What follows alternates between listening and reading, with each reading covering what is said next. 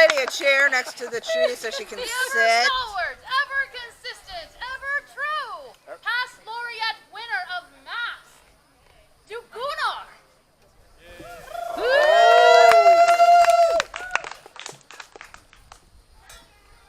You know, I've armored up 1,000 times for country and for king. I mean, there's a tale that I could tell, or a song that I could sing. I fought in Beltane's driving rain and struggled for each breath at Salt Wars in Elena, where we dang near froze to death. I've had my share of bruises and I've watched the arrows fly, but the strangest thing I've ever seen is the man that would not die. He stood a towering 7 feet, a giant amongst men. His armor was of 12-gauge steel, his hide it was of 10. From the land most far away he came, their champion and king, and many crafty ways had he to make your helmet ring. The battle lines, they soon were joined, and much to my surprise, I was locked in single combat with the man that would not die. We circled around a time or two, and I opened up the show with an underhanded wrist shot, which is still my favorite blow.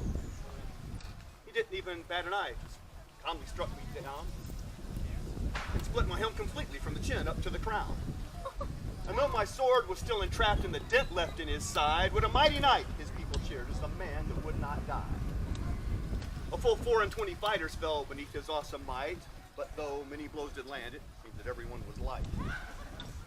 The second battle soon began, and I took another try, bearing a sword named Rhino's Bane for the man that would not die. For Rhino's Bane was a special blade immortal for to cow, and if he had not felt those blows, he'd surely feel one now. 3 feet of rattan I'd center drilled and hollowed out the head and filled that hole with 6 or maybe 7 pounds of lead. A single blow was all I did. I raised that sword on high and buried it within the helm of the man that would not die. He didn't even bat an eye, just calmly struck me down and then went on to clear the field of squires, knights, and crowns. I pondered why this man was not as stretched out on the dirt. Guess a headshot does no good with nothing there to hurt.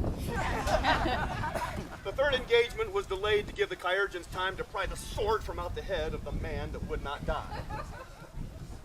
A battle deep within the woods was the last fight of the day, and the men remaining on my side went on their knees to pray, "Oh Lord, if you care for us, allow your moon to fall upon this man, for that would be the only blow he'd call." But as we marched atop the hill, a plan occurred which I thought could lead to the death of the man that would not die. For upon this hill there lay a stone a full 6 feet in girth. "Oh, gather round, my fighters bold, we'll bring this man to earth. 10 stalwart lads I need with me to strike the final blow, while the rest shall keep Behemoth here, occupied below. And when he starts to fight you, from up above will fly this boulder full upon the frame of the man that would not die."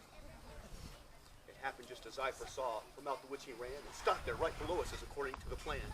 The men below fought bravely, while the men above did strain to send that boulder on its way to his alleged brain. At last the stone is stirred to life, and with a final cry we sent that boulder on its way to the man that would not die. Knocking trees to left and right, that fearsome missile sped, and with a final bounce it came to rest upon his head. His arms and legs were all that we could see beneath the stone. But when we came from atop the hill, we heard our victim groan. Astounded, round him bout we stood as day bled into night, and we heard him say one final time, "My lords, that blow was light."